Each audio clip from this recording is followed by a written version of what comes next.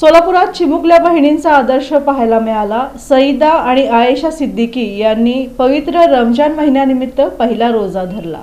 पवित्र रमजान महिन्याच्या पार्श्वभूमीवर सोलापुरातील शास्त्री नगर परिसरात एक हृदयस्पर्शी आणि प्रेरणादायी घटना घडली।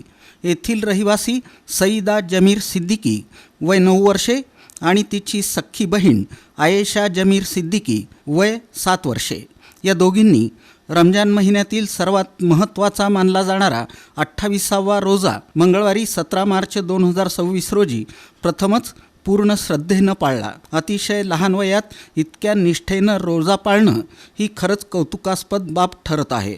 दिवसभर उपवास ठेवत नमाज, प्रार्थना आणि संयम यांचं पालन करत या दोन्ही बहिणींनी आपल्या कुटुंबासह समाजालाही एक सकारात्मक संदेश दिला आहे। शास्त्री नगर परिसरात या दोन्ही चिमुकल्यांच्या या कृतीचं मोठ्या प्रमाणावर स्वागत होत असून नातेवाईक, शेजारी आणि मित्रपरिवाराकडून त्यांच्यावर शुभेच्छांचा वर्षाव होत आहे।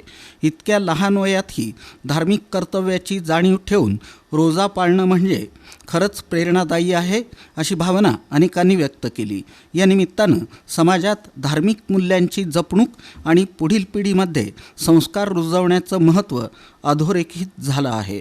सईदा आणि आयेशा या दोन्ही बहिणींनी आपल्या कृतीतून वय लहान असलं तरी श्रद्धा आणि संस्कार मोठे असतात हे दाखवून दिलं आहे।